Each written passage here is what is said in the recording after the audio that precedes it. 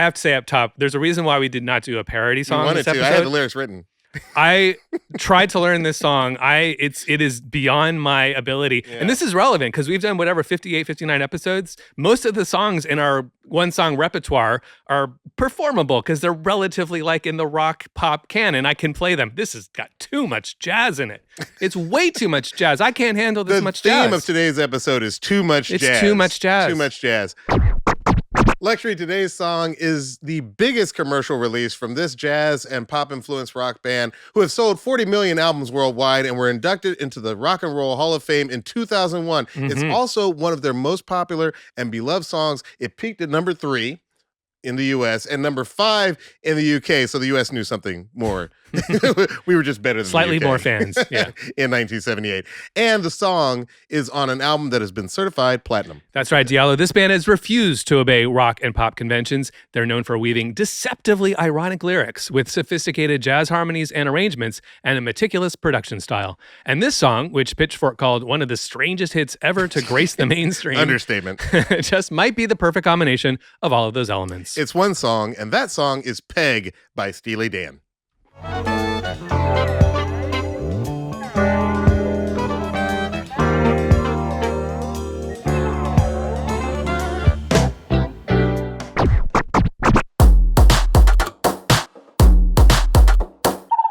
I'm actor, writer, director, and sometimes DJ Diallo Riddle. And I'm producer, DJ, songwriter, and musicologist Luxury, aka the guy who whispers interpolation. And if you want to watch one song, please go to our YouTube channel and watch this full episode. And while you're there, please like and subscribe. Just a quick heads up, we're going to have a special guest join us later in the show when we play the stems. He's also released a jazz album. Keeping with our theme, too much jazz. Too much jazz. For now, we'll just say it's unlike any jazz you've ever heard. All right, let's start. Luxury, before we dive into breaking down Peg, we got to get something out of the way. How did the band come up with the name Steely Dan? I've heard many stories, but I think you've got the truth. I mean, the funny thing, and another kind of thing about this episode is like, this may be, in all of our history so far, the episode about the band for which the fans are the most steeped in lore, I think, of any artist we've done. So there is sort of a canonical core that one must know. So people will know the song because it's a big hit song, but they may not know the lore. So I ask you Steely Dan heads, you Dan heads, to forgive what may be obvious to you, but it's not obvious to the rest of the world. For example, the band gets its name from a dildo, which is in a William Burroughs novel. And that's the true story. There it is. I will be representative of people who have heard Peg and heard some of these other songs. We're going to get into it later. Most of my exposure was through hip-hop sampling with this band. I like Steely Dan. I don't know that I love Steely Dan. I think by the end of the episode, maybe you can make me love Steely Dan. And to those people, I know at least one in my life who say, I don't like Steely Dan. I would beg you to stay tuned because I think that this episode might win you over, and if not, then you can just leave it in the comments. This feels like a perfect episode in advance because we have proxies for both types of audience, the heads and the like kind of on the fencers. And by the way, I'm not sure where our guest stands on all this. So we have a wild card in the mix. Our guest may be a fan, may dislike the band. I do not know. I don't know either, but I know that you're a fan, and I have to ask you right off the bat, what do Peg and Steely Dan mean to you? Luxury? That's a great question. So Peg is a little bit of an outlier in the catalog because it is by far their most kind of accessible commercial song, I would argue. Maybe one of their top 5, certainly. And the rest of their catalog is wonderfully eclectic and obtuse, and we're going to dive into the irony and the sheen. And sardonic. And sardonic is the word du jour. We're going to break out a lot of words today. By the way, the word sardonic popped into my head immediately when I knew we were going to do this episode, and I realized I've been using it for years, but I never actually looked it up to find out what the actual definition is. Mm-hmm. And what did we find? Grimly ironic. or grimly mocking. Grimly mocking, sorry, cynical. That's it. Grimly mocking. I guess I used it as cynical or I think I did too. Smartly humorous, but grimly, I didn't know there was a grimly. I did not know there was a grimly there, so that puts kind of a darkness over the whole, a pallor over the whole thing. But once you start studying the lyrics of Peg and some of their other songs, grim, I was like, ooh, I never knew this was in here. And it's definitely grimly mocking. Absolutely appropriate. It can go dark. So the song we've all heard on the radio for many years because it's a huge hit and this record won Grammys.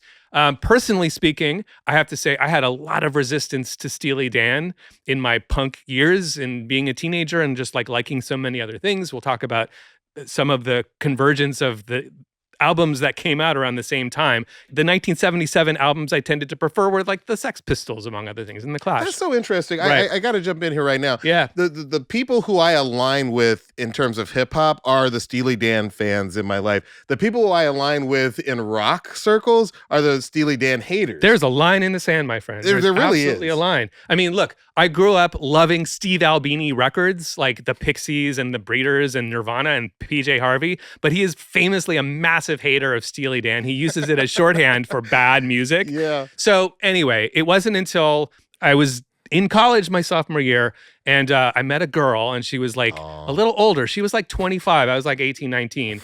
And we had this fun whirlwind romance. I will not name her, but Gigi, you know you're out there. And she told You're me married now. She was playing Steely Dan. And I was like, oh, Steely Dan, this is so corny. This is cringe. And she's like, you will understand when you grow up. When you become an adult, I think were her exact words. Basically, put me in my place. She's like, you're 19, clearly, because you don't understand. You need to have age in you to understand what's behind all of this music. So I think that's actually borne out to be the case. It took me a little while, but then I got into it.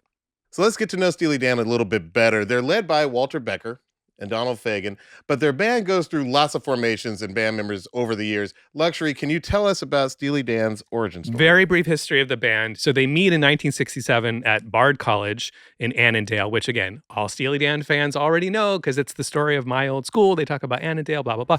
I'm never going back to my old school. The story goes that Fagen was passing a cafe and overheard Becker playing guitar. And he just liked the sound of it. Quote, it sounded very professional and contemporary, and a little foreshadowing here. Quote, like a black person, really. Okay. Okay.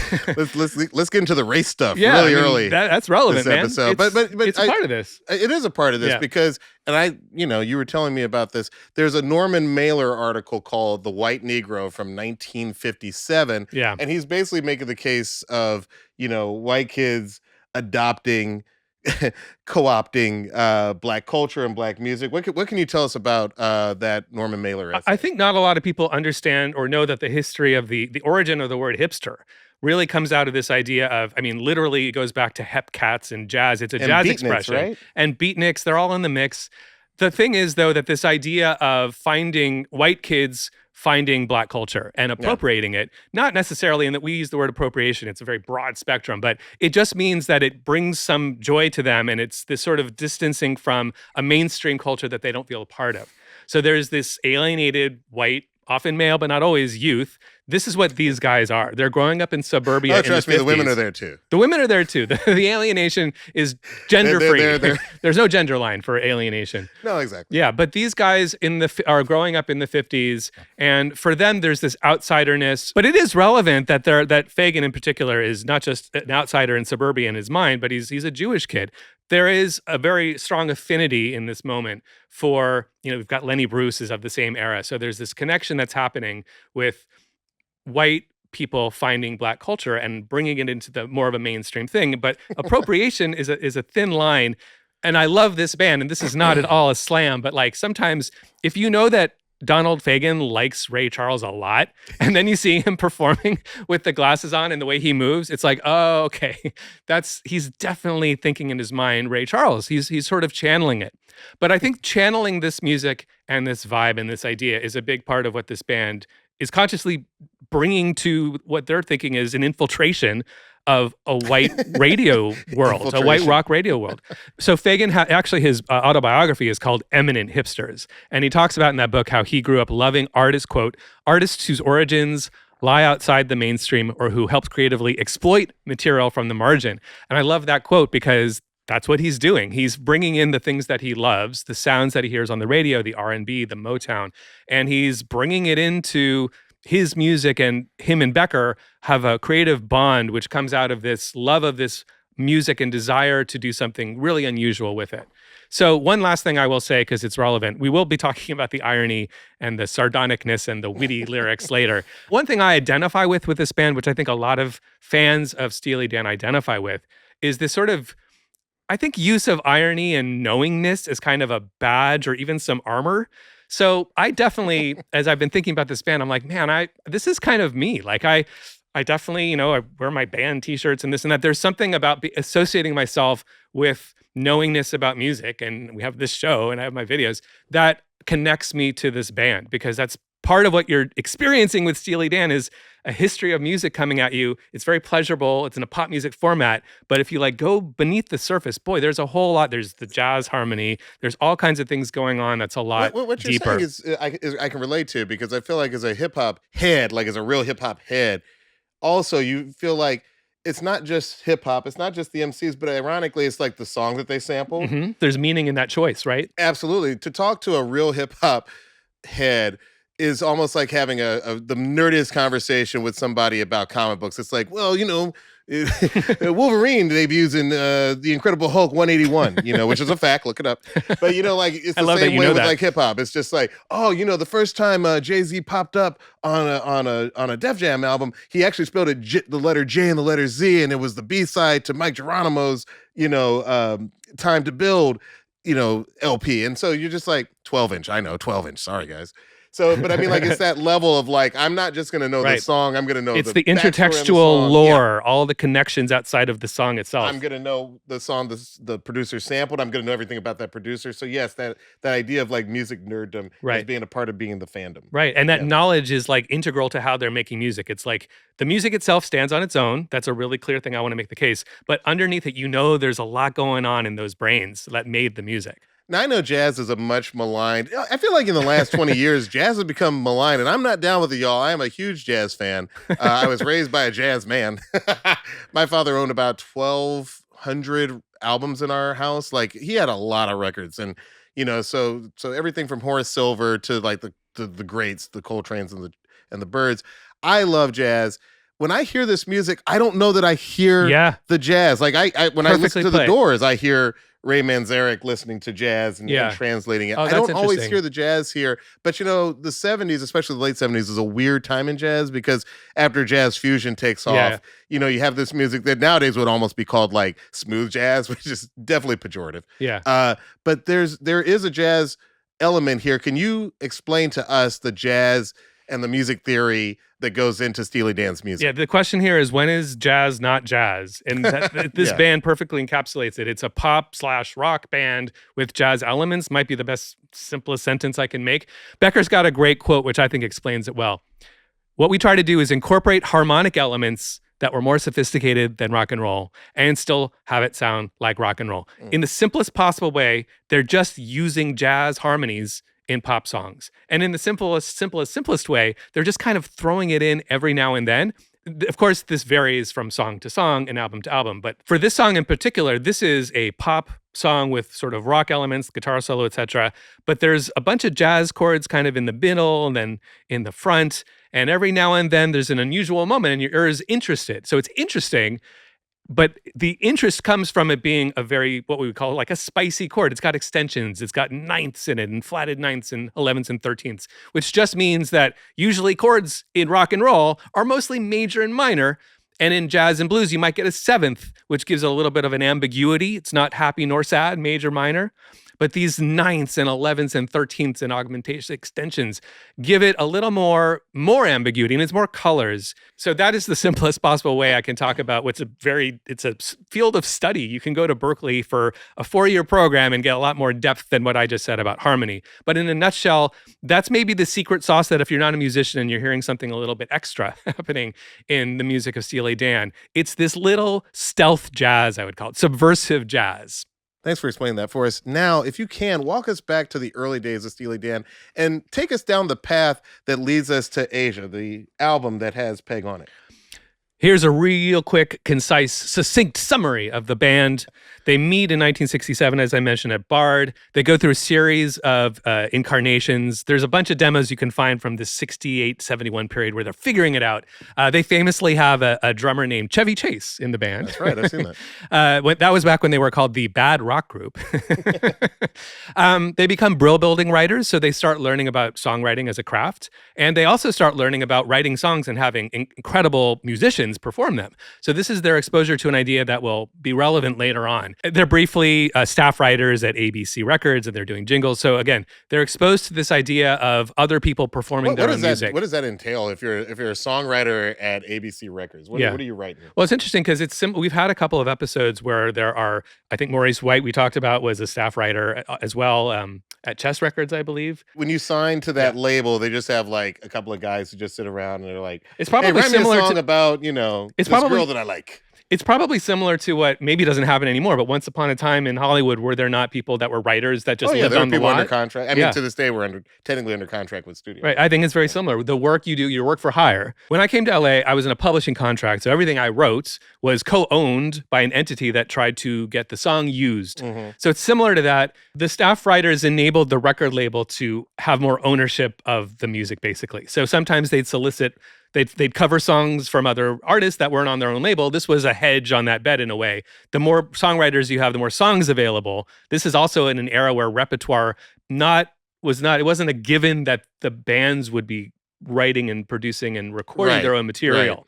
So that's what they were doing. The Beatles did, but not everybody did that before. Right. That. And the Beatles doing it was kind of a new thing at the time. Yeah. The Beatles and Dylan kind of changed the game with writing their own material like that. So they answer an ad that a gentleman called Danny Diaz puts in the paper and looking for a band. They join his band, and then they eventually take over the band. It's kind of similar to the Heart episode. That happened a little bit with the Wilson sisters, totally. right? Yeah. They ended up rebuilding it. They renamed the band, and they all moved to L.A. And they kicked Danny out. Not yet. Eventually, he will leave, it is true. But so they rebuild the band. They move to L.A., and they're a regular band for their first 3 records. They're putting out Can't Buy a Thrill in 72, Countdown to Ecstasy 73. And by the way, Can't Buy a Thrill has one of my, sort of like one of those big hip hop sampled songs, which is Do It Again. Go back, Jack, do it again. We'll turn it round. Love that. Love that song. Love that. Love it. So their first 3 records, they're a regular band. They're touring. They've got 5 core members of the band. And then at a certain point, first of all, Becker and Fagen have essentially taken over the band, and they just hate touring. They're over it. They're sick of it. So they say, we're done. We're not touring anymore. They tell the labels, to their surprise and glee, they're like, okay. And they become, the session era begins with Katy Lied in 75 and Royal Scam in 76. So leading up to this record, Asia, they've had these sort of phases. They were a regular band, and then they sort of invent this idea of being like, hey, we don't actually have to tour. I guess the Beatles went from being the bad rock band to just a regular band.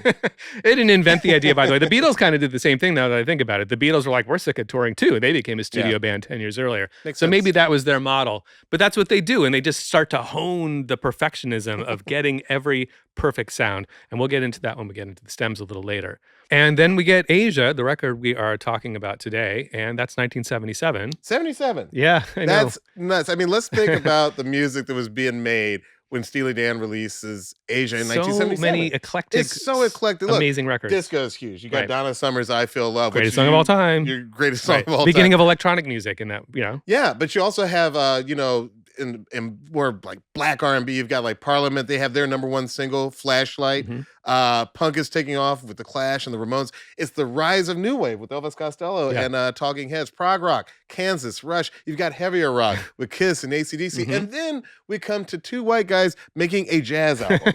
Not just any jazz album, like universally considered one of the greatest produced jazz, you talked about smooth jazz. This is kind of a smooth jazz record. It's Grover Washington friendly. This is a record that for decades, maybe to this day, that mostly boomer guys, but like if you buy a new expensive hi-fi system, it's the record you put on first to check true. the speakers. I remember the first placement. time I listened to the Dr. Dre's The Chronic on a good sound system, I was like, ooh, that is sonic separation. Like you can hear each part clean as a whistle. This is a great record for that too, and it sort of set the standard for pristineness and cleanliness and perfectionism. Meanwhile, we have like Never Mind the Bollocks, here's the Sex Pistols, and this whole punk movement sort of going in the opposite direction. So it's a big year for lots of important records that are extremely different. Absolutely.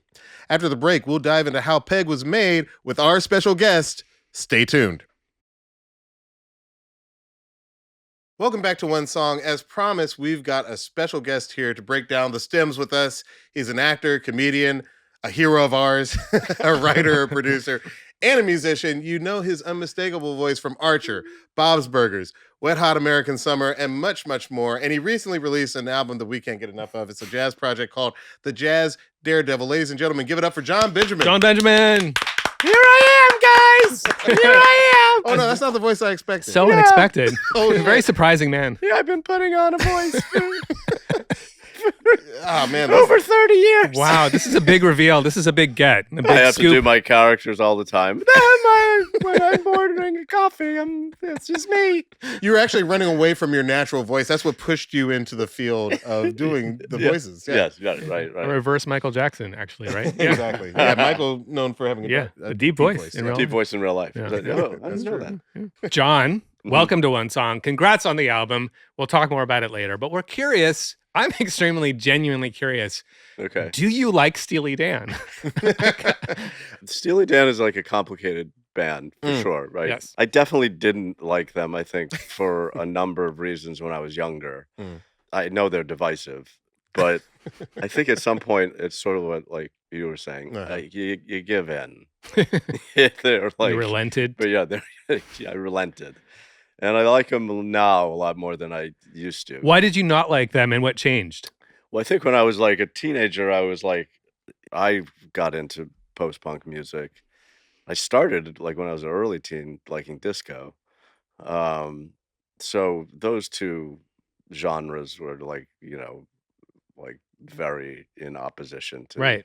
like listening to. And then my sister, who's 6 years older, probably introduced me to Steely Dan because I think she would play Reelin' in the Years. It like, feels over like and an over older and over sibling and over album. again, and Yeah, that makes crying, sense. just crying. She would cry. She was just crying for other reasons. But Okay. I think it's interesting because post-punk and disco both have sort of like a four on the floor, sort of like a driving beat right, but going underneath everything else. yeah, but then you get older, and I guess you get a little more like listening to, like, trying to listen to it in a more sophisticated way, and realizing that they're combining all these genres as opposed to Right.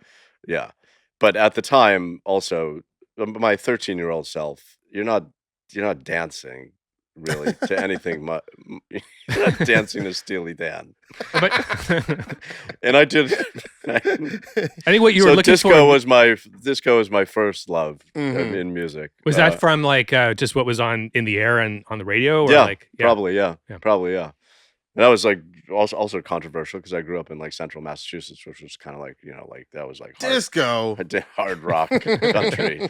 Were you right? a social pariah because Yeah. of your disco? If you didn't dress like Bruce Springsteen at that point, right? You were sent to a right. Military school. reprogramming Yeah, exactly. facility. Luxury. Walk us through it. Tell us, how did the song Peg get made?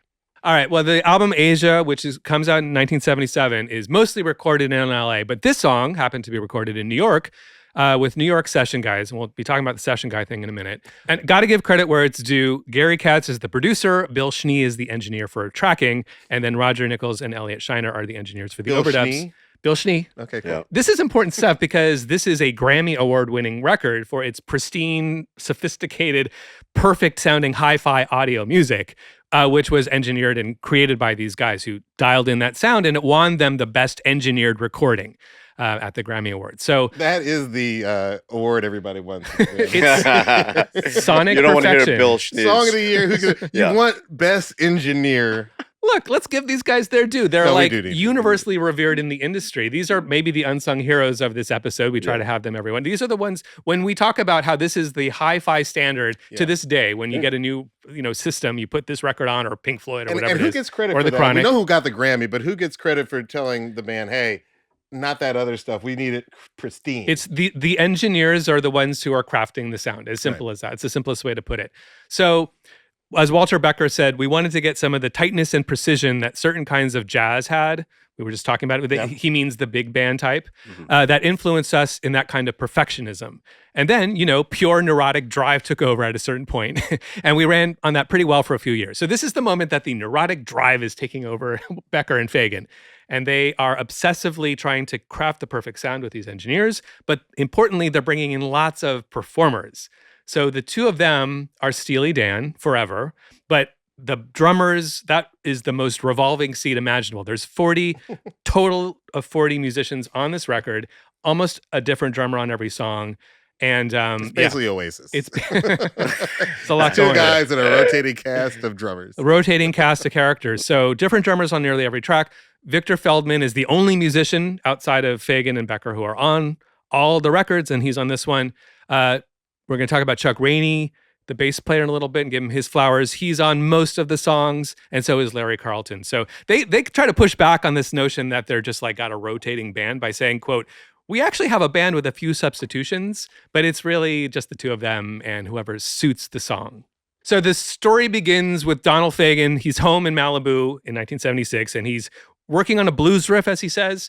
And what that means is that the 12-bar blues is kind of the foundation for like rock and roll music. It's if you count it up, there's 12 total bars. And we've kind of lost that. You won't really hear a lot of 12 bars blues in the modern era. But this song is actually a stealth 12-bar blues.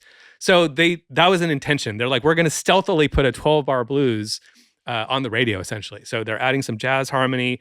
The format, of course, is this 12-bar format.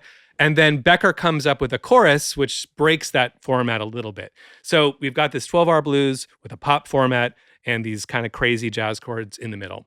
So I just wanted to set that up as we get into the stems, because as it says in the Asia liner notes, they like to refer to this sardonically as a, quote, pantonal 13-bar blues with a chorus. Again, they're just like fucking with you. They're fucking with you. They're fucking with you. Also, sardonic is the word of the day. It is so. So every time we say sardonic, take a drink. And remember that you're being mocked. These guys are mocking all of us. I agree. Yeah, I felt mocked by them. As you know, we're big fans of playing the stems here on the show. So let's start where we usually start, with the drums. Luxury, play some drums for us. So I was talking about how the drums are this kind of rotating cast of characters. I found this really cool earlier recorded version of the song with a different drummer. I just want to play that for you so you can hear kind of the transition. Love this.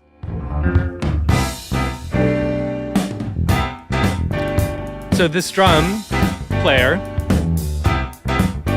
it's a little more disco. It's a little more disco, disco-y, right? It's different. Yeah, it's different. very- This kind of allows us to get in the heads of Becker and Fagen for a minute, because they recorded this. So wait, what was that? That was a different drummer. This is, I think, recorded in LA, and it's probably, now there's a lot of internet rabbit holes to go down. I'm going to go with, I think this is Steve Gadd, one of the greatest drummers of all time. Yeah. Famously plays on Asia, the song Asia on this record. On that crazy outro drum 4-minute fill.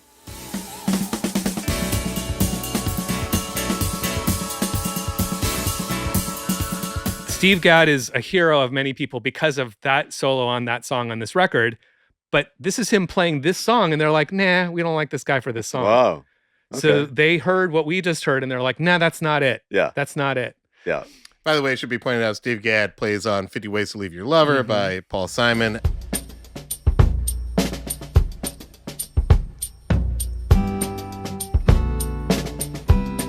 As well as Late in the Evening, one of my favorites. So the drummer who did make the cut is a gentleman called Rick Marotta, who has played for Aretha Franklin, John Lennon, and dozens more. And let's listen to him now playing the drums on Peg, starting with the intro.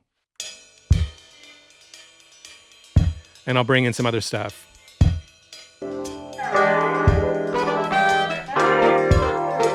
And here's the break.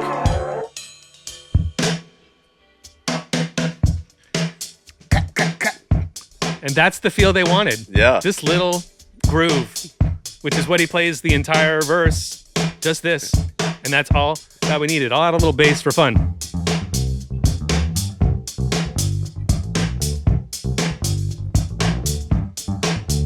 I could listen to that. Yeah. I didn't want to stop that. I know, the bass is hard to turn away from, but I want to give him credit because that drum, It's killer. It's the killer. drum is killer. it It's sounds also more- disco, though, a little. definitely disco. Totally disco, yeah. It's a little disco. On the offbeat. And I learned from my secret friend last night, who we talked about, Steely Dan, that Peg was intentionally their disco tribute song. Oh, really? I didn't know that. Wow. They were going for disco Because I was on going to say purpose. that Yeah. Steve Gadd version sounded more disco to me. Yeah, Yeah. And this version, it did to me too. this version to me sounded a little more 80s. It sounded a little more like Michael Jackson, Billie Jean era. So it's almost Right. like, considering this is well before Billie Jean, it feels like It feels more forward. And just reacting to what you're both saying, I hear the disco that you're hearing maybe in that the Yeah. offbeat hi-hat, because Yep. that's there. your It's classic there. disco thing. But what it doesn't have, which disco generally has, is the 4 on the floor. Yeah, that's true. And what's happening there is syncopation. I'll play the drums for you again. The syncopation in the kick drum brings it kind of back to more of a funk because there's syncopation purely for that reason. We've talked about the funk Yeah, disco the line funk many versus times on the disco, show. yeah. That may be one place where it goes back from disco into funk because of this, right? You hesitate on that boom, cat, boom, cat, Yeah. boom, cat, instead of boom, gam, boom. That would make it pure disco. Yeah. Totally. But this, Yeah. and by the way, I've got to make a point that slightly open hi-hat, interestingly, Rick Marotta talks about how he had been, that was kind of a signature thing that he liked to do, just opening the hi-hat just a little bit. But until this recording, he had never heard that because the technology of engineering, he didn't have these, 3 top-notch engineers. He had never heard on playback what he had been doing in quite the same way. So this is the first time that little subtle open hi-hat thing was recorded properly, or audibly, I should say. Right. And that's what you're picking up on, which gives it a little bit of a disco bounce. Yeah. I think. Yeah. I'm also shocked that you didn't ask who my secret friend was. I was dying to know. but you just let it go. Who was your But that's secret fine. disco I friend? Can't tell you. It's I too can't tell late. you. I You're can't like tell you. punishing me for not doing it in the moment. It's a new friend. Okay. New secret friend. How would you like me to ask you? Wait, I'm sorry. You're kind of bearing the lead here. Who is your secret friend, and do they have a relationship with Steely Dan? It's Donald Fagen. Oh No, it's not. No. I mean, you're wearing Oh, a hat man. that says No. jazz on it. For all of our listeners, he is in the jazz community now, between the Jazz Daredevil Yeah, they don't project give you that hat for and nothing. the jazz hat he's wearing. So you might know them. I think he really did talk to Donald Fagen. I think this is I one bumped of into him once. a multi-layered. You did bump into him once. Yeah. I'm looking for information. I'm not getting information. I'm not gonna say anymore. I'm being punished. That's not. I'm when being we punished became on my own friends. show. Is your I mean, secret- it's That's our not show. when I we don't mean became my show. friends. Like I oh own the shit! show. I just but gave it away. I don't know Donald Fagen. I did Okay. see him in the Strand bookstore once, and I was that makes sense. That tracks. Mhm.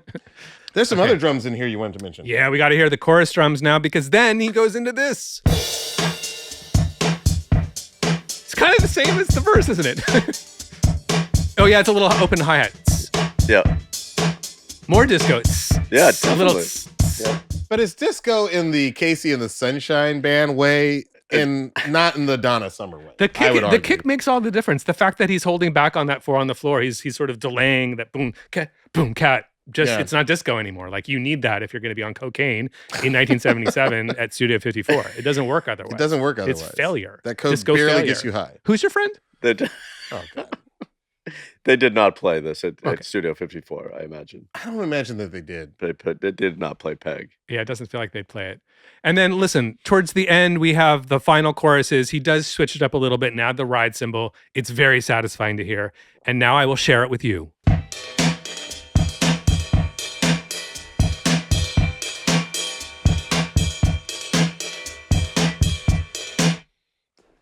And that's what he did to win the gig over Steve Gadd. Steve Yeah. Gadd lost the gig, but Right. They Rick didn't Marotta got choose the gig. poorly because Ah, it's amazing. this is Yeah. their big hit. This is the one that worked. This is Yeah. the groove that worked. And it makes a difference. Like it look, we're gonna talk about Chuck Rainey in a second, but like it locks, I think, more to the bass line, which is what they were looking for clearly. Yep. So the drums are the most important thing that Steely Dan obsessed over, and they went through all these drummers for a reason, because once you lock that in, everything else gets built on top of it. So it's not for nothing that they needed the drummer to be the right drummer, playing the right part in the right way, at the right tempo, with the right groove, because at the end of the day, everything gets recorded on top of that, and it has to map to it. So if it's not right, the bass won't be right, and the guitar won't be right, and the keyboards won't be right. So that's why the obsession is there. I'm a little bit taking their side, as it were. And I just want to say it on Yeah. the record. Not for nothing. That would be a great name for our group. I love Not for Nothing. Not for nothing. I love that expression. If that hasn't been used, It feels let's- hard-boiled. That's us. Like Not a for nothing. like a detective novel. Not for nothing. We always talk about making an EP together. Not Right. for nothing. Let me hit Not for Nothing live at the Concord Pavilion Ladies Nothing and or- gentlemen, with not for special nothing. guests. I love it. I love it. It All right. reads, it sings. Let's talk about bass. Yeah, we'd love to hear some bass line. This is one of those groups where the bass line is always so prominent, and we love it. Just a quick note about how these musical choices get made. So this is an important thing for people that don't know. With session musicians, what you have are these pieces of paper in front of each musician called a chart. We think we've talked about that on a few other episodes, maybe Yeah. Shaka Khan, Earth, Wind, and Fire here and there. But Larry Carlton needs some special props, another unsung hero. He's a guitar player who is on a lot of Steely Dan records. But his role in the band was to translate Donald and Walter's musical vision to these instrument players by literally determining what was in front of their faces, what is on the printed page in front of them, or the written page, I should say. So he would write out these charts. He'd be the liaison between what's in their brains and what they wanted. And then he would write down in the musician's language what they're supposed to do. So the drummer and the bass player got the least of that. They were most free to do whatever they want. And Chuck Rainey, they kept bringing back. He's on 6 of the 7 tracks on Asia and most Steely Dan records because he would just nail it every time. He didn't need much. His chart would just show there's this many bars and these are your chords. Go for it. Play us something. He would also listen sometimes to the demo. And I think on this song, Becker laid down a basic bass idea, but Rainey added to it. And let's hear what he did.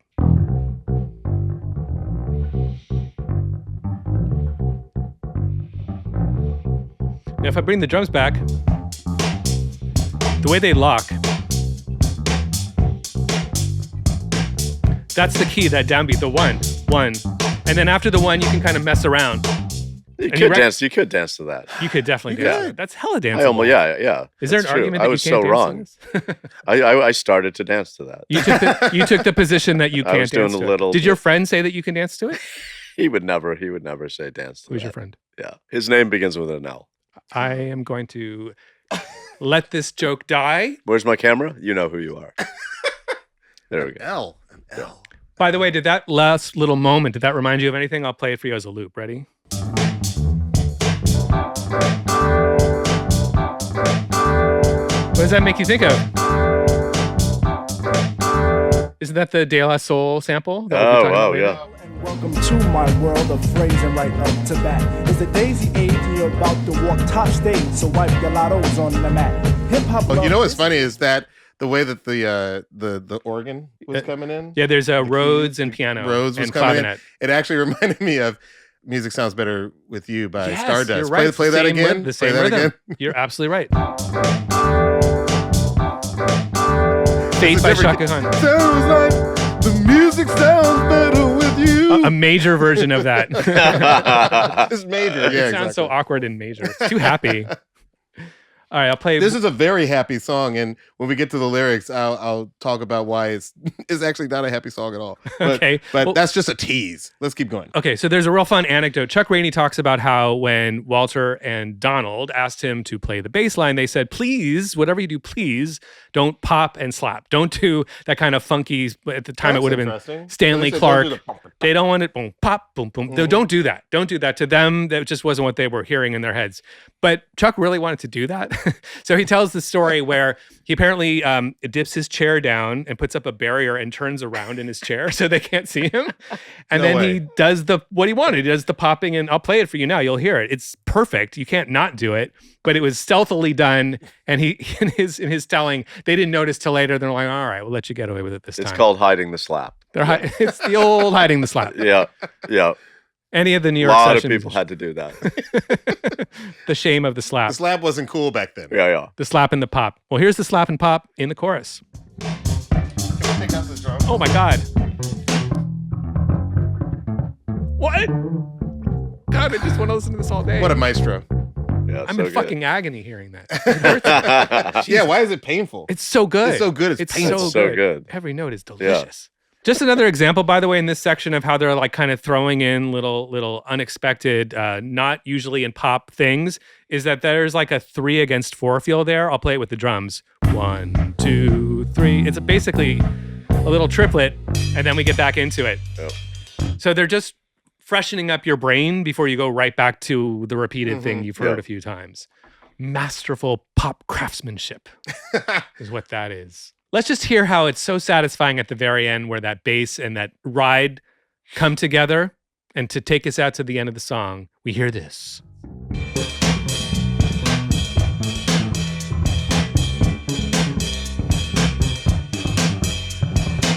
Sometimes on the show, I just don't want to stop music. I'm sorry, but that's... Well, we know that you're a drummer, but you're also an excellent bassist. and I'm I no think Chuck that that's- Rainey. I could, yeah, but thank you. No, but I mean seriously. Where are you going with that bass- compliment, though? Keep going. I enjoyed it. but I agree. I think that the bass makes this song. But we want to hear some of the guitar. Let's get into that and guitar. Maybe some of the Rhodes because we just mentioned the Rhodes. It's got a not for nothing vibe, right? You scoff now. Yeah, well, You're a sardonic scoffer over you're gonna here. show. Yeah, you're gonna show Who me. invited the sardonic scoffer? I mean, I hope you do. That's what the bass is doing. What is the guitar doing? All right. Well, this song has a pretty famous story about the guitar, but there's actually two different guitar players. The rhythm guitar is by Steve Kahn. He's doing some really basic open chords in the intro and then just a real rhythmic riff, which is really gratifying by itself. And then when you add it to what we've been hearing, it's doubly gratifying. Let's start with that, and then we'll talk about that solo and the story behind it. Steve Kahn, rhythm guitar.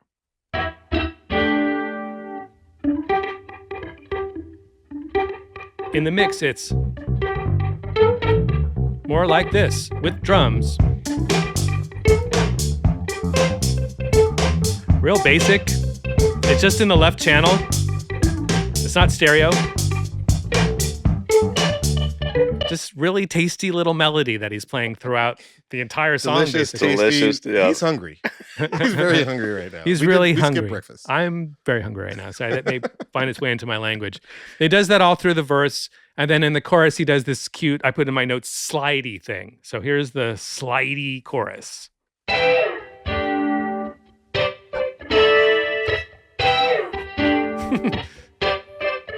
Now, okay, when I play that, I have to go back for a second. We talked about humor earlier. I do need to mention at this point that a big part of Donald and Walter's songwriting process is humor and irony, but not just in the lyrics. I found this great quote. When they're writing the music, they crack each other up by finding, quote, whatever the funniest thing we can think of is. It had to pass as straight. We didn't want the humor to be broad. We wanted it to be nuanced. But these guys are rolling on the floor, cracking each other up about the music they're putting in. And in my mind, what that means, and this is open to interpretation, and I'd love to hear the Jazz Daredevils take on this. Okay. Because you are a professional comedian. You're both professional comedians. Yeah. I'm an amateur, whatever I am. And I think what they're doing is mixing things they genuinely love and think are interesting with things that are a little bit like whimsical, like to make that slide. Pew! I just picture them cracking up when they came up with that, or when the guitar player came up with it. They're like, that's hysterical. What do you think? I'm going to say no on that. It's not funny Right? to you. I mean, I don't know. It's I mean, I think interesting they're that- like, we might be in agreement on this because I think that you think that they're cracking up doing that little slide, but I think it sounds good. yeah, I know, do. I not- also think it sounds good. Yeah, But to make I'm not saying it's funny because it's bad. right. It's No, I know exactly what you're saying. Like, oh, wouldn't it be like kind of sardonic if I did, meow, you know, like it's grimly maybe cynical. it is. I think unless we had a mole in the No, of studio, course. or maybe your secret friend knows, whoever they may be. It's impossible to It's know impossible exactly. to know if they thought that was funny versus something else that was played. But look, we're jumping ahead a little bit. We'll be talking about your project in a little bit, but Okay. there's something you know We are firsthand jumping ahead. about being in the studio, Yep. making music, where choices you make, and you being you, maybe coming from Yeah, a that's right. perspective, but there's an Like awareness that something there's a kind of comedy that's not like, ha funny. It's just like, oh, that choice is, there's a wink to it. There's something we know we're doing here. Well, like for instance, I guess like in maybe a better example would be like in Asia, Mhm. right? Mhm. Like that break Mhm. that they take from their song. Right.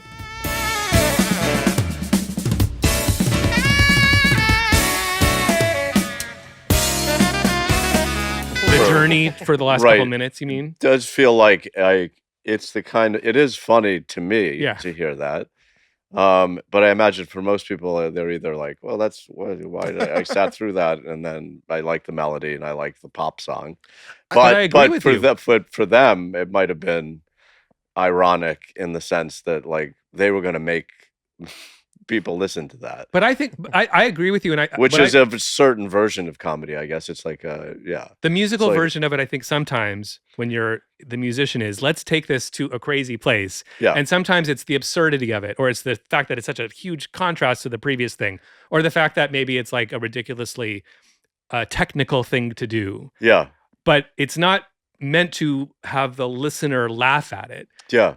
It's almost Well, like, like an it's inside when you joke s- with the musicians that are recording it. Yeah, it's like when you said it's a little trolly, maybe like when Yeah. when There's some nuanced language Because- that's hard to like put yeah. your finger on, we're going to push the music so much Right. because that's what we can do. and it makes us smile. And as listeners, as Diallo and I, as we do the show, almost every week there's a moment that we hear in the stems that we're laughing not because it's funny, not Yeah. because it's bad, but because there's something, it's this sort of umami of funniness in music that's not your typical like punchline on stage stand-up kind of joke. Right. Yeah. But it's also not just music. There's something richer there. Yeah. And we'll talk about this a little bit in a second when we talk about the vocals and the lyrics, but I do think there are things that musicians, just because they have a body of knowledge, there are jokes that make sense to other musicians. Yes, Yeah, yeah. It's absolutely. almost like a Inside musician joke. inside joke. Very inside. I think joke. that that's very present. On a recent episode we were doing about Thriller, there's that sound in Thriller. It's like, burp, burp, The frog. burp, burp. It's like a frog, and it was like from a video game or something like Well, it's that? it's from a little kid's Casio Oh, it's from keyboard. the Kids Casio. Yeah, Yeah. okay. I think that, like, not to take anything away from Steely Dan, I think that a lot of groups, when you're in the studio for hours and hours, like you'll throw in a little something that makes people laugh, but then it becomes kind of like a crucial part of the song. I think part of it, if I may, because analyzing comedy is obviously the worst thing, right? I mean, like you can never really find it. It's so elusive. I do think though, part of what you're going for in both of them, that what they share is something that is noticeable or different or unusual. And sometimes there's a smile and a laugh, which isn't like, that's bad. I'm not making fun. It's not that kind. It's more of a just like, that's the unusual thing we wanted. That's the surprise that I didn't know was going to come out of my body or my mouth. Right. Yeah. And that Right. elicits this kind of response. Yeah. 100%. Yeah. That was what the rhythm guitar was doing. What about this other guitar solo? Yeah, we got to talk about the guitar solo. So I mentioned up top, Steely Dan fans, it's one of these bands that if you know a little bit about Steely Dan, you tend to know everything. And so most Steely Dan fans have found this video, as I have, about the classic albums, Asia, hour-long video about the making of. If you haven't seen it and you're a fan, I highly recommend it.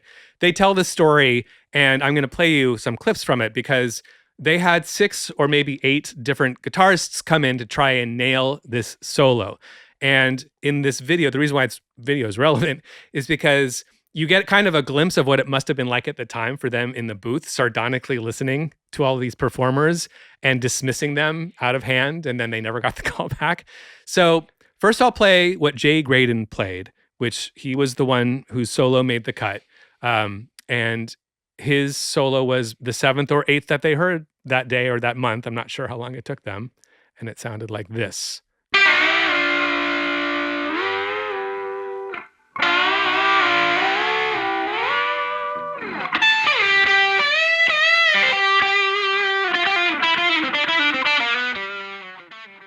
I don't have to play the whole thing because it's long, but it is abrasive as well. It's hilarious. It's hilarious. It's hilarious. It's one I of the think it's most funny. hilarious solos. Okay, I tell me think why you think it's actually funny. one of like my favorite guitar solos in any song. Why is that's it great. funny? Yeah. Why is it funny? Break it down, bro. No, sorry. That sounded Well, it's a bit Tell us crazy, why it's funny. I and agree. I assume you'll play like some of the other versions, right? Yeah. So you'll see like how untraditional a version that was, and that was their choice. So Let's listen for to that, like I don't think they were like laughing hysterically after he did that, but they were Right. like, that's it. maybe the most unusual choice. I think unusual That is was the not word. expected. This is laughter of finding that perfect, unusual, unexpected thing Right. in the bed of something that they've crafted perfectly. But at the same time, like unironically, Yeah. it sounds great It's so in the cool. song. So like so hard to parse. it jumps out of the song because it's so Yeah. unexpected and the sounds are different. Well, let's play to your point, and from this video, here is Don and Walter in the studio listening, playing back actually from their, from 20 years earlier. They're listening for the first time since they made the record to some of the unused takes. And I just want to call attention to how they react. There you go. In other words, speaks for itself, really. Wait, was that? What is he They say, saying? there you go. Was You have that to in the picture these studio guys are or was that from the documentary? They're in the this is in the documentary, listening back to the Listening studio back. tapes. Yeah. Just picture these two guys dryly listening back Yeah. with no expression, and they go, there you go. Kind of speaks for itself, doesn't it? It's so devastating. It's like right. is You're so- insulting that player like so directly. They don't name them, so we don't know whose is whose. And That's there's true, 6 or right. 7 guys, but they're basically saying these guys fucking sucked. Yeah. All right, for the keys, we've got a lot of harmonic goodness. It is harmonic goodness. We've Well- got a well rose, put. we've got a clavinet, Yeah. and we have a piano. That's right. Let's hear some of that. So this is Paul Griffin on Fender Rhodes. and Don Grolnick on clavinet. Oh, and by the way, I almost forgot, that's Tom Scott on the Lyricon. I'll be talking more about him and his unusual instrument in just a moment, but that's the horn sound you hear.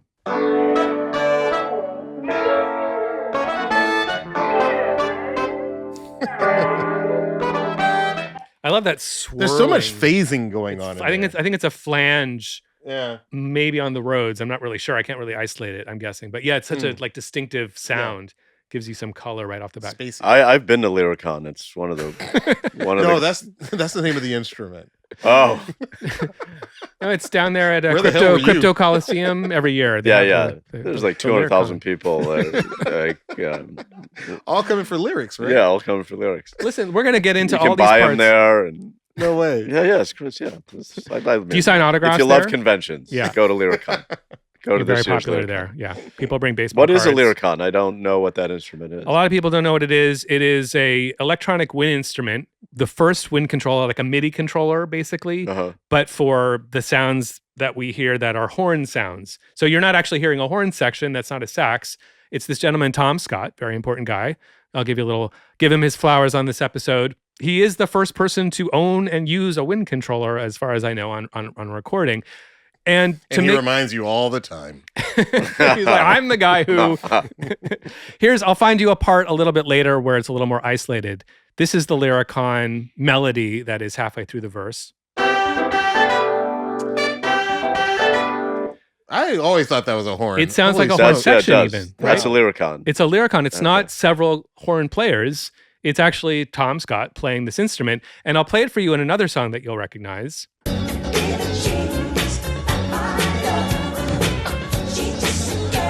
That's a Lyricon. Yeah. That wah, wah, wah. He's an important dude. He used to be in the LA Express. He worked with early Joni Mitchell. It's him and his band. Yes, it's Tim. I just got to say, Tom Scott is responsible for a song called Today. Okay. And it has a very prominent saxophone, which was sampled by Pete Rock for the 90s hip-hop classic, They Reminisce Over You. T-R-O-Y. Troy.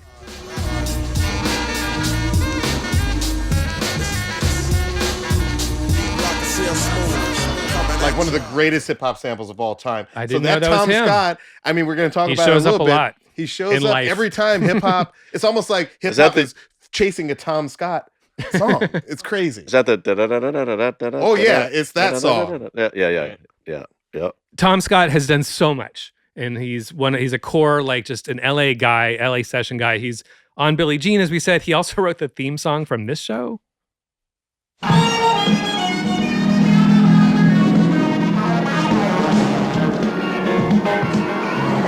That's right, Starsky and Hutch. He wrote that. Yeah. And one last important thing we need to know that he did was the tenor sax on this song.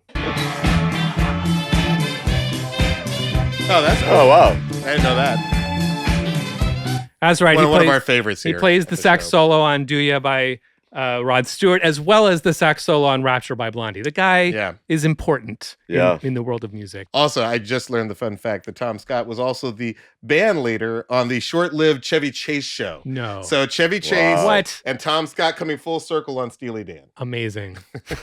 Let's hear some more harmonic goodness, my friend. Here is the main vamp of Peg.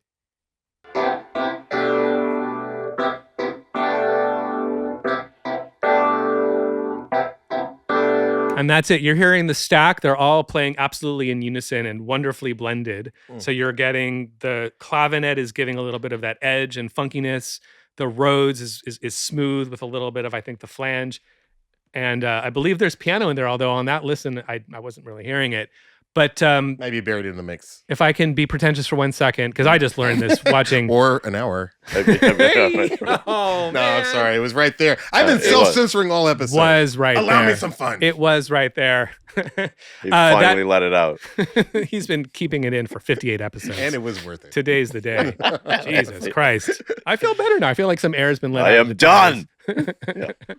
But we call that's a plagal cadence. With those two chords, dun, dun, dun, which is going from the 4 to the 1.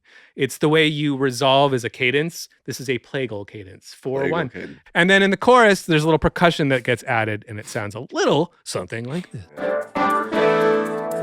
And the shadow falls.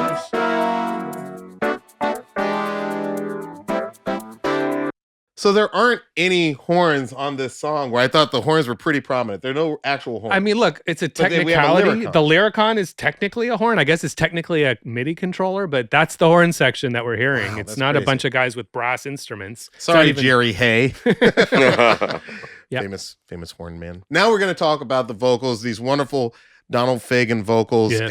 And it's always Donald who sings the song, right? Donald's the primary singer in the earliest days. Like originally they had David Palmer, and he's on Dirty Work and Reelin' in the Yeah. Years. Okay. But everything else basically is Donald Fagen is the lead singer. Well, hold on, because we haven't even mentioned what Walter does on this track. So yeah, weirdly enough, so Becker's not on this track. This is Wow. one of the rare tracks on the record. So it's Donald Fagen on vocals, and there's some backing vocalists, including Paul Griffin, who's also on keyboards, Okay. and a special backing vocalist who we will be spending more time on. But first, let's just hear that first verse. Here's Donald. I seen your picture, your name in lights above it. So much space in between those This lines. is your big debut. It's like a dream come true. So won't you smile for the camera? I know they're gonna love it. Love it. So let's go on and talk about this song, because as a casual listener to this song, I have never thought about the lyrics that deeply. Okay. But once you start reading the lyrics, you're like, what is he talking about? Yeah. And pretty soon, it takes on a dark tone. Peg. Do you have a theory before we get into what you found? I'm curious with what John's take on this song. What's the song about? I mean, it seems to be a song about a relationship that I don't know how old the person is. It could be a young boy, would be one theory. Wait, Peg? Or the singer, the Peg first is person? the subject, Okay. right? And or it could be an actual relationship somebody had with somebody who became famous. That's what I'd probably think. Right, and then the relationship went sour, Yeah. and there was some bad blood with the insults about the pin shot, and now you right, I which think is so. also not a word that I think they invented it Well- for this song well, to hear the telling. Yeah, to hear them tell it, like they just felt like the word Sing pin up better. was hard to sing. It didn't sound good. Mhm. right, I've got your pin up. You know, they right, didn't or want it to do didn't that. fit the rhyme scheme, Right. which is also odd, right? And it also is kind of that surprise thing we were talking about with the other aspects of their music. It's like something that a little different, so it jumps out. And that's poetry, by the way. So you Yeah. license to do that. Is that how you felt? I'm going to tell you what my theory is, but before I do, just to give it even Jeez. more context, play us the chorus, please. You got it. There, the shadow, you see it all. It's your favorite foreign movie. Oh my God. Yeah, I can't my wait to favorite break that foreign down. movie. So here's my theory. I can't wait to break that down. And feel free to rebuke it. I think it's a very dark song about a guy who used to date a lady named Peg, and basically she ended up going to presumably Hollywood, given this Yeah. 1977, and her big debut is in porn. That's what I think too. Yeah, you totally see think it all in 3D. It's your favorite foreign movie. To the younger listeners out there, hopefully not too young, Okay. foreign movie used to be like most of the porn that was watched in America came from overseas. Sweden Mm. produced quite a Yes, bit of it. the Dutch. And you And the see it all penchant. in 3D. This song is essentially predating the Jay Giles band Centerfold, Centerfold, in right. terms Yeah, of yeah. topic. But it's even darker because I think there's something. It's like when you see a horror film, but it all takes place in the daytime. You know what I mean? Like this is like a super poppy, like happy sounding song on a very dark, sad subject. And Yeah. I will only say this dark and sad because they're presenting it as sort of being dark and sad. I think, presumably as long as she's happy in her life, he should not be sort of guilt tripping her. Like this is her choice. Yeah. This Do you think he's song guilt and- tripping her? Like it will Oh, come man, back to you? come It will Karma? come back to you. It's a karma Yeah, thing. he actually says He says it will come back to you, which is a but that judgment. could be uplifting. Like maybe your movie career will come I back don't to you. know Yeah, if, maybe your uh, dream will come back to you. By the way, I think that the view of the Jay Giles band and Steely Dan on this song, I think that like they're wrong. I mean, like I think that there's something very old school and lame about like being like my memory's just been sold. Like such ownership Oh yeah, of her. so judgy. Yeah. You see it all in 3D. so like, judgy. You know, it's mad judgy. I- But I- look, it's 1977. Maybe she's owning her sexuality. She's owning her Yep. body. She's monetizing I herself. mean, with I'm full control. totally on board with that theory. With that theory, I think that he's makes a lot of optimistic, sense. though. I don't think he's being retributive. Are with you it. sure? It'll come 'Cause back he literally to you. says it will come Oh, back really? to you. I don't know. I'm hopeful. Oh, that feels like such a judgment, like right? Like overt. you guys feels are mad probably judgy. right. I'm trying to look for the Like this is going to come back to the ray of light. And when you all is smile dark. for the camera, I know I'll love you better. Oof. Oh, that is a little gross. Steely Dan has another song called Everyone's Gone to the Movies, Mm. which is literally about an old man who's showing dirty movies to kids in his den. And it's another one of these poppy songs from Steely Dan. And I just Yeah. think that they really, you know, for the Yeah. lack of a better term, they really got off from like writing really happy pop songs Listen. with like dark over. We with, have like, not- when you dive into the lyrics, it's like dark, but I think it also made them laugh. We haven't even gotten into Gaucho yet, which is my favorite record, and Yeah. the record they made after this one. Hey And 19. Hey 19, Hey 19. even Babylon Sisters. The whole record is a I little gotta bit. say, I don't know what Hey 19 It's a little Hey bit. 19 is the hit from Gaucho, right?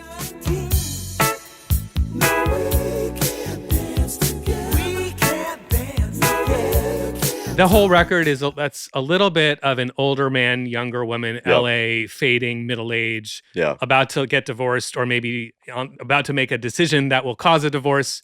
Yeah. That's what the whole vibe of that record is. Yeah. It's this sort of though lecherous older professor, Yeah. younger student kind of vibe is very much. Yeah. That's a big part of a lot of their oeuvre. Yeah. It's like this thing. I Yeah. would say we could hear some more vocals, but honestly, we've heard 2/3 of the vocals in the entire song. It's true. Like, it's very important to know. We've heard the first verse and we've heard the chorus, but maybe we can hear some background vocals. Oh man, the background vocals. Let's talk about the background vocals. In 1973, there was a man who wasn't famous yet named Michael McDonald who joined Steely We Dan. love him. Not everybody knows that Michael didn't know McDonald that. started in Steely Dan. Yes, he joined the band in early 70s. Oh my gosh, I could see Michael McDonald singing Peg. I could totally see, you see it all. Yeah. Well, he did, right? That's who we're hearing on this song, my friend. Yeah.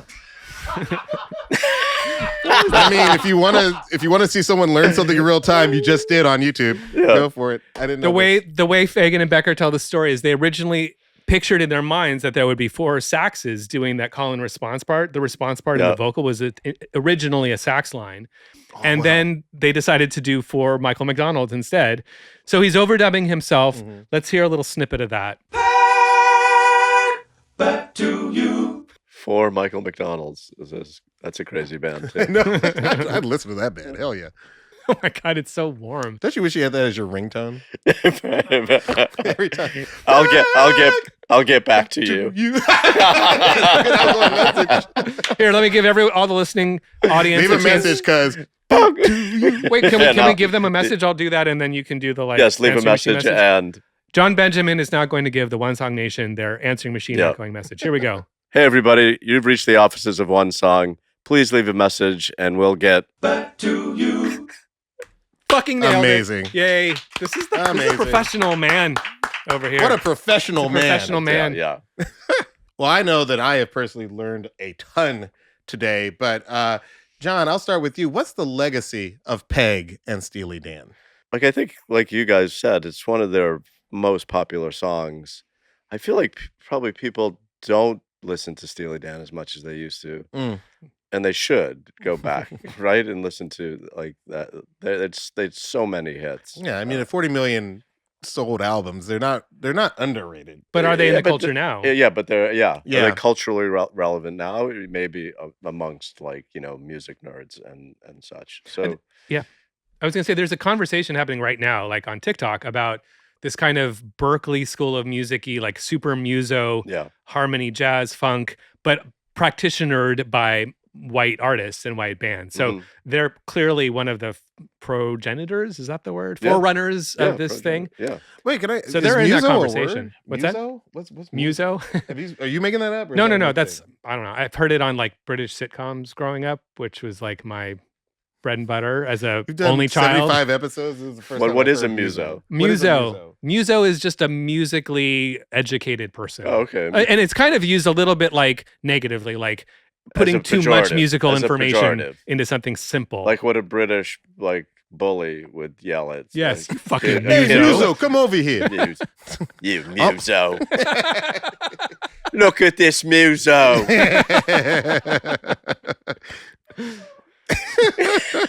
Talking about plagal cadences. Right. I don't fucking care. What about you, Giallo? What are your thoughts on Steely Dan's legacy? Man, I mean, first off, again, I've learned so much. And my take on their legacy, look, I came into this knowing them primarily through hip hop. Mhm. And I do want to take a second and say that their legacy is somewhat preserved, maybe more than every band from 1977, because they have allowed their music to be sampled by hip hop. Note to all those baby boomer era bands, like, let hip hop sample you, because it actually will turn, new fans onto you, and help keep your music alive. On the 33 and a Third podcast episode about Asia, Paz from De La Soul, shout out to Paz, has an interesting take about why so many rappers have sampled their music. He says, quote, I think that has a lot to do with their arrangements, the journey that they can take you on, whether it's in a chorus or a bridge or another chorus. We could easily take another 15 minutes to talk about all of the Steely Dan songs that have been sampled by hip hop. But I wanted to call out a few examples, starting with one that Paz would know a lot about. De La Soul samples Peg on their song, I Know, from the 1989 album, 3 Feet High and Rising. Kanye famously sampled Kid Charlemagne for Champion on his 2007, I think his best album, 2007 album, Graduation. Did you realize that you were a champion in their eyes? Yes, I did. But we would be absolutely in the wrong if I did not mention the Lord Tariq and Peter Gunn's song Deja Vu. This is a song that anytime it comes on, if there are real hip hop heads, it still just gets everybody going out of their mind. And you'll just see all the aggressive 90s dancing that we used to do. This is Deja Vu, Uptown Baby.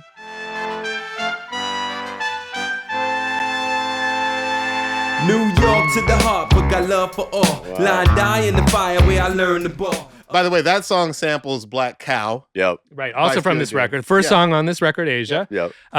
And because I always have to pour cold water. Oh, no, you're gonna pour on cold these water songs. on Pour a us? little cold water. We love the Steely Dan boys. We love Walter and Donald here, but they did demand $115,000 advance and 100% of the publishing royalties on this No, song. you're telling me Oh, Lord no. Tariq and Peter Gunn's getting no publishing on As that much song? as we love to credit them for allowing rappers to sample them, they didn't really allow very much in this case. That is, Yeah. I will say this. That's their legacy. Yeah, it's the a little bit of the late legacy. Their legacy And they is and they the ripped off, publishing of Lord Tariq and Peter Gunn's. That's and they depressing. sampled, or they didn't sample, but they ripped off Horace Silver. And Yeah. Well, Whoa, there wait, is a- what is there's this? a- oh I yeah, don't know they ripped this. off Horace Silver There's a- in there's a- Ricky there's a- Don't Lose That Number. Wait. Let's hear what they ripped off. Yeah, You couldn't know this. I mentioned Horace Silver earlier in the Yeah, you episode. did. That's so That's random. it. Yeah. He's one of my favorite jazz artists of all time. I did not know this. Yeah. Okay, so here's Ricky Don't Lose. I mean, Oh, I That's know this also- Horace Silver song. Holy shit. Yep. I know exactly. I mean what that What? that's Horace Silver, they just replayed it. Song for My That's a Father, replay. That's a replay. Horace Silver Court. Or as we call it on this show.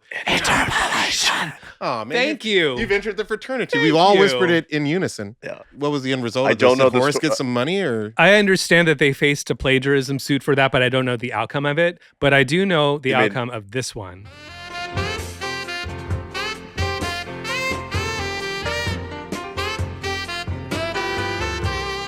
So that's Keith Jarrett, Long As You Know You're Living Yours.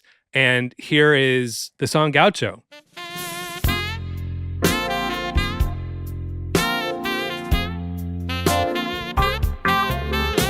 So in that case, there's kind of a funny story because they were being interviewed in Musician Magazine, and the interviewer brings it up and goes, "Are you familiar with a Keith Jarrett tune called As Long As You Know You're Living Yours?" And they go, "Yeah. Have you ever listened to that next to Gaucho?" And Becker goes, "No." And the interviewer goes, "I'm not casting aspersions now, but the tempo and the bass and the melody." So basically, Becker goes, "Yeah, actually, it is." And then the interviewer goes, "Do you want to go off the record?" And they say, "Off the record, we were heavily influenced by that particular piece of music." And then they lost a third of the publishing. That was the confession. Yeah. So they gave him a chance to go off the record, and they decided to double down on the joke Wow. and lost a third of the song in the process. Well, all right. I'm going to go on the record and say I think that's super lame. If you're going to take I agree. 100% of the publishing from Lord Tariq and Peter Guns for sampling Black Cow, but then you give no publishing credit to Horace Silver for songs of my father. I think that's super lame. I think both things can be true. John, I want to hear what you have to say. I mean, I think you can appreciate their music, but I think I agree with you. I think that's not cool. That's in bad form. My opinion is that taking 100% of the hip hop song that's to me not okay. That's beyond uncool. If anything, you could make a case that some portion of 50% because of the music should maybe be shared, but the top line, the vocals, the lyrics, the rap is 100% original. So that 50% should be untouched. Fine. Make an argument for some portion of that. But for me, the Horace Silver thing, that's a little bit of a jazz. It's a little bit of a trope to play the the root and the fifth in that rhythm with that percussion.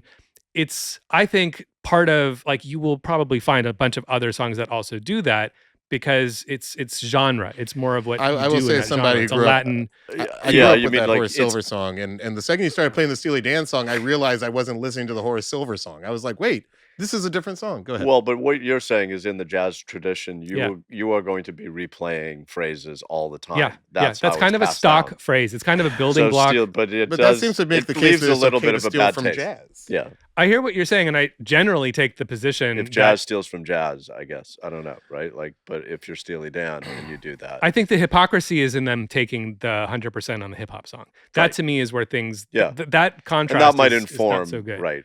If they had let that go, then they'd be in the right morally. They'd be consistent. Right, they would be that consistent. Didn't happen. Yeah. But they don't have that moral compass that we all do in this room. The righteous I'll arbiters. tell you what else they have that we don't have: millions and millions of dollars. Well, wait a second. That's not exactly true. Oh, John has done John quite is well for beyond himself. all of our dreams. Oh man, we learned a lot this episode. John has a secret friend and is a millionaire. And millions of dollars. Millions of dollars. In stolen jazz loot. John, now that we've talked about Steely Dan's big jazz record, let's talk about your jazz project. It's called Jazz Daredevil. Jazz Daredevil. The Jazz Daredevil. And the album is called the original motion picture soundtrack of the unproduced film The Jazz Daredevil. Just like Steely Dan, it's very witty. Let's play a clip.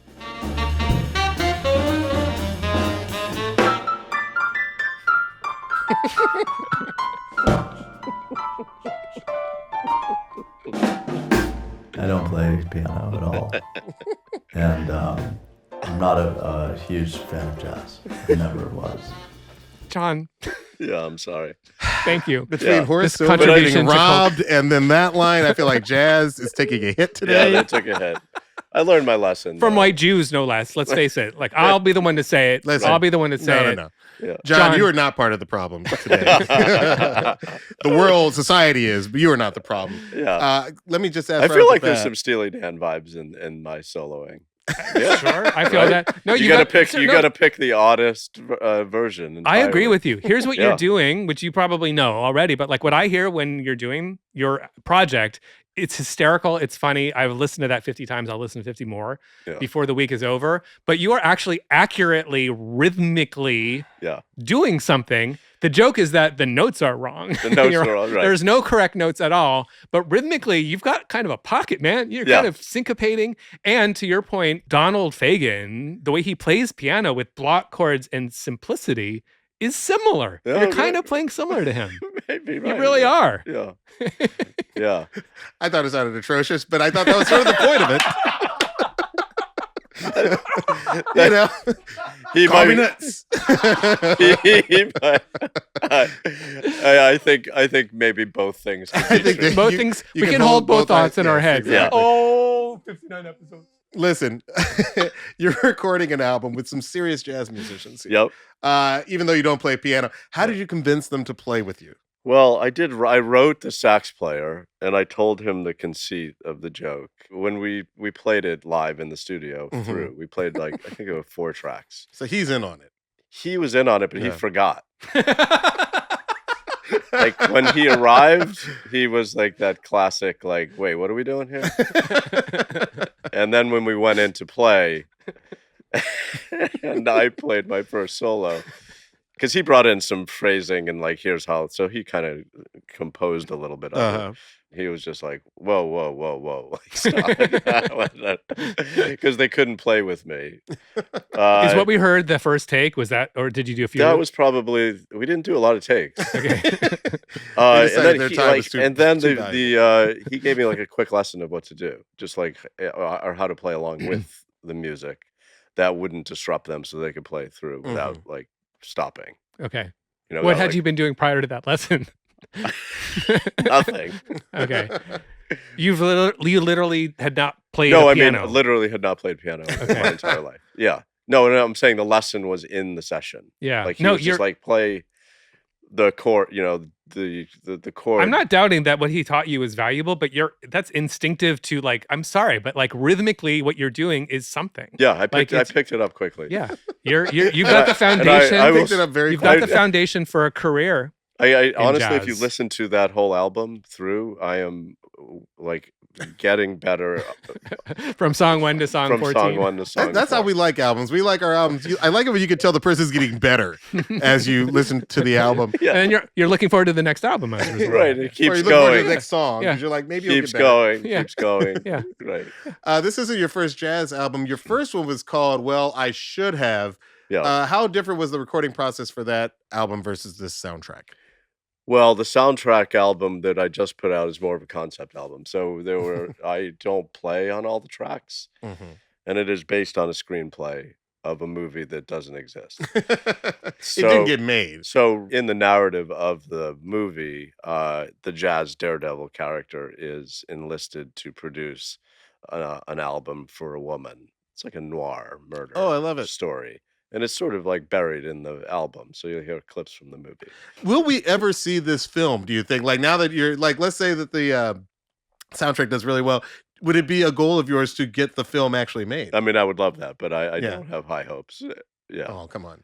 Well, Because then you'd have to change all the copies to the Alright, produced film instead of unproduced. Yeah, film. yeah, yeah. We do have some wealthy Well- people who listen to the show. What should they call? Is there like a phone number you want to give out for financing? There's an email on the back of the album. Okay, If yeah. you want to send money. Make this movie, guys. If you want to Come on. send money. One yeah. Song Nation, make it happen. Yeah. Mark Yeah, I would Cuban, love that. who liked He's one of my never videos. liked- he's Is never that- liked is our that He liked videos. one of my Mark- videos once. Yeah. Mark Cuban did? Sure he is. I wish I'd Yeah. known that before. Okay, John, before we let you go, we want to play a game. It's called What's One Song? Here are the rules. Just so you know, I hate games, but go No. ahead. But you hate jazz too, but you made an album. But go ahead. All right, We'll all right. give you a scenario. Fair and enough. you I'm not give us- arguing. We'll give you a scenario and you give us the song you would play during the scenario. And we'll want you to answer as quickly as possible. That's the only thing that we ask. Don't overthink it. Just Okay. answer as quickly as possible. Okay. Let's begin. What's one song you can't get out of your head right now? I'm Every Woman. By Shaka Khan. We just covered that one. I think that's why. That's probably it. I think I listened to your episode yesterday. Okay. Thank you, man. What's one song that inspired you as you recorded the Jazz Daredevil? Vertigo a song from Vertigo. Oh, that's cool. Soundtrack. Who did that soundtrack? Bernard Herrmann. Herman. One of our favorites. Yeah. God, every time I find out I like a soundtrack, I find out that he had a hand in it. You know, it's like one of those weird Yeah, things. did so many back. So many All that you just all the forget. Hitchcock. What's one song you could listen to every day for the rest of your life? Because I Hate My Life, Born in the USA. Your childhood scarred you. Is like they were dressed like Bruce Springsteen and they were playing Born in the USA. Oh yeah. Yeah. What's an underrated jazz song that you think everyone needs to hear? Oh god. Presumably because you can tolerate it. Pangea, Miles Davis, right? The whole album. That's not a song, but No, I that don't know works. it. Last one. What's one song that we have to break down on a future episode of One Song? it would be Velvet Underground, I would guess, probably. Which Really? song? Or Sweet Jane, I would say. Great Great song. song. Love it. Love Sweet it. Love Jane. it. And it was Yeah. covered Nico. by somebody in the 80s. Cowboy Junkies. Cowboy Junkies, man. Yeah. Sweet Jane. Sweet Yeah. Their appearance on Yeah, they did Saturday a- Night Live they did was a- so good. Did they do that? They did. live? They yeah, did. They yeah, did it's like Sweet Jane. mellow, kind of more chill. Yeah. Yeah. Breaks my heart. John Benjamin, thank you so much for playing that game and joining us on One Song. Where can people find you? I am on Instagram. I think it's Jazz Daredevil. John Benjamin, thank you for being here. Thanks for having me, guys. As always, you can find us on Instagram and TikTok. You can find me on Instagram at Diallo, Diallo, and on TikTok at Diallo Riddle. You can find me on Instagram at Luxury with 2 X's and on TikTok at LUXXURYXX. You can also watch full episodes of One Song on YouTube now. That's right. Just search One Song Podcast. We'd love it if you like and subscribe. And if you've made it this far, I think that means you like this podcast. So so. please don't forget to give us 5 stars, leave a review, and share it with someone you think would like the show because it really helps keep us going. Luxury, help us in this thing. I'm producer, DJ, songwriter, and musicologist Luxury. And I'm actor, writer, director, and sometimes DJ Diallo Riddle. And this is One Song. We'll see you next time.